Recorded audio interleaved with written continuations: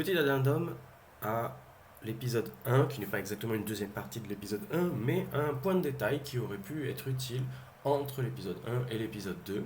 Ce sont les représentations probables des Libyques à Persépolis, dans un bâtiment qui est construit à l'époque de Darius et sans doute fini à l'époque de Xerxès, au début du 5e siècle avant notre ère, le grand palais de Lapadana, où sont représentés les délégués de tributaires provenant de toutes les provinces de l'Empire universel achéménide.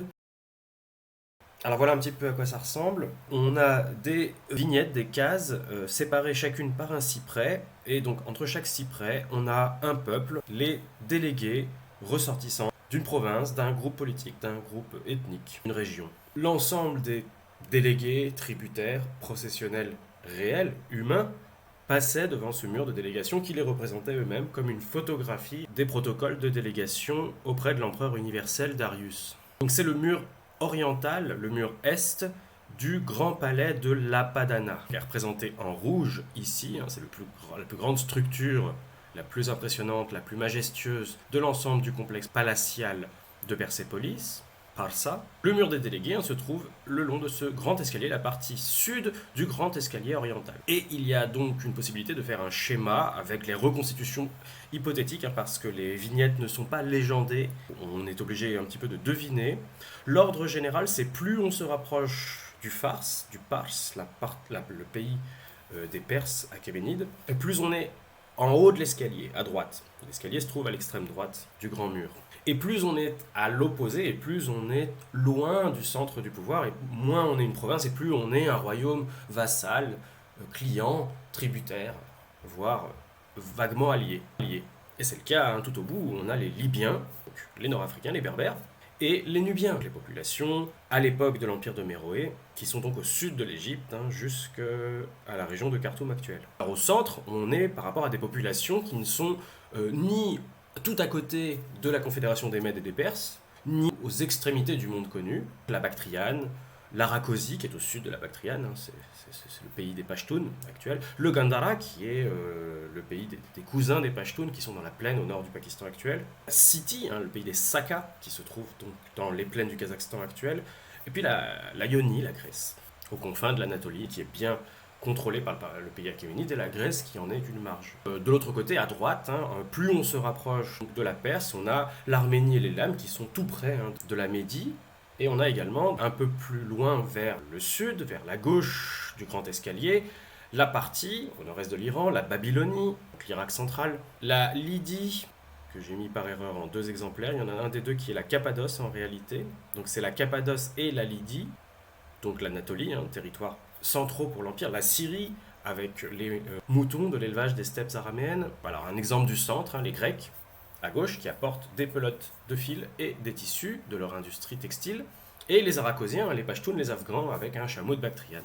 Et puis tout à gauche, à part les Libyques, on a bien sûr les Nubiens, le royaume de Méroé, les héritiers de la grande dynastie, la 25e dynastie, si je ne me trompe, qui avait contrôlé l'Égypte après les dynasties libyques, précisément, et qui se sont repliés au moment de la conquête assyrienne au 7e siècle, au sud des cataractes, au sud d'Assouan et jusqu'à Khartoum. Et on voit ici qu'ils apportent ce qui est très probablement un okapi, animal qui ne vit pas dans la vallée du Nil, qu'ils ont donc obtenu par commerce ou par conquête ou par expédition dans les forêts équatoriales du Sud-Soudan actuel.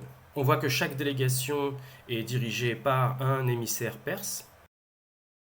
Et voici donc la délégation libyque, toujours avec un émissaire perse ou mède. Et ici, trois personnages libyques, un qui est difficilement reconnaissable car le bloc est abîmé, et qui conduit un char à deux chevaux, et deux autres libyques, un qui dirige la délégation, et un qui conduit une antilope, un koudou ou un adax, on va discuter de ça. Voilà le char libyque, très similaire au char égyptien, mais qui est assez abondamment attesté dans la littérature. Hérodote nous donne des informations sur le char libyque. Lorsqu'il énumère tous les peuples libyques depuis l'Égypte jusqu'au sud de la Tunisie actuelle, qui sont l'essentiel des peuples libyques que lui connaît, qui nous intéressent moins par rapport à l'histoire de l'Afrique du Nord, il évoque les Aspistes, du côté du couchant, qu'à l'ouest du territoire des Libyques qui vivent directement au contact de l'Égypte, habitent le pays au-dessus de Cyrène, ça veut dire à l'intérieur de la Cyrénaïque grecque, des colonies grecques de Cyrène. Les chars à 4 chevaux sont beaucoup plus en usage chez eux que chez les autres Libyens. Il y a une tendance libyenne libique à avoir des chars, et tout particulièrement chez les voisins de Cyrène, donc chez les populations qui sont proches de l'Égypte en réalité. C'est les populations qui sont ici représentées très probablement. Alors ce qui pose problème, c'est qu'on parle d'un char à 4 chevaux alors que les chars sont représentés à 2 chevaux ici. C'est aussi des Libyens que les Grecs ont appris à atteler 4 chevaux à leurs chars. Donc toutes les compétitions d'hippodrome qui deviennent une mode en Grèce archaïque et en Grèce classique auraient été issues du commerce entre les colonies liées à Cyrène, Cyrène et les autres colonies de la Pentapolis, et les Libyques voisins. Et puis dans une autre citation où il évoque les Garamantes de la Libye, du désert de la Phazanie, de la Libye centrale, des oasis de la Libye profonde, ces Garamantes font la chasse aux troglodytes éthiopiens, on l'évoque dans l'épisode 2. Ils se servent pour cela de chars à 4 chevaux. À nouveau, on retrouve les 4 chevaux, ce qui pose problème évidemment, puisque cette délégation n'a que 2 chevaux. Les Aweks, qui sont les Libyques qui vivent dans la Tunisie méridionale, quand ils sont en guerre, les femmes conduisent les chars. Donc voilà, il y a dans Hérodote une tendance assez manifeste à associer les peuples libyques aux chars, ce qui constitue quand même un indice important pour l'identification de cette délégation aux Libyques. Ils transportent également un animal. Un certain, elle pourrait être un adax. C'est un animal qui est cousin de l'oryx et qui, la différence avec l'oryx essentiellement, ce sont que ses cornes sont torsadées et qui vit dans l'espace saharien, aujourd'hui essentiellement dans la partie sahélienne de l'espace saharien, mais qui pourrait à l'époque avoir tout à fait habité dans l'ensemble des steppes, comme l'oryx, dans l'ensemble des steppes et déserts de l'espace saharien. Et c'est également le cas du koudou, qui est plus spécialisé dans les parties sahéliennes orientales, donc plutôt autour du Tchad, du Soudan, de la Corne de l'Afrique, mais qui de même devait parcourir l'ensemble du désert, notamment à l'époque du désert vert de l'optimum climatique, et qui devait subsister dans certaines zones de steppe du côté méditerranéen. Donc les deux hypothèses sont possibles. Les cornes ressemblent plus à celles d'un koudou, peut-être un petit koudou, comme représenté sur la photo. Et voilà donc nos représentations de 2 Libyques. Les 2 Libyques qui sont les mieux conservés, le troisième qui tire le char est très abîmé. Les Libyques ressemblent un petit peu aux représentations qu'on a à l'époque pharaonique, donc à l'époque de l'âge du bronze, la 19e dynastie, qu'on a vu dans l'épisode 1. Ils ressemblent également aux furents humides et morts qu'on voit sur les représentations d'époque romaine, même si là les cheveux sont particulièrement lisses sur le dessus, ce qui est surprenant, et que la barbe est moins en pointe qu'on aurait pu s'attendre. Mais les délégués tributaires du mur des délégations à l'est de la Padana de Persépolis sont assez standardisés en réalité. Ce qui est intéressant, c'est de voir justement la comparaison avec un arabe. On aurait pu comparer avec d'autres délégués de différentes provinces. Ils ont généralement des types assez similaires et même les coiffes ne sont pas si hétérogènes.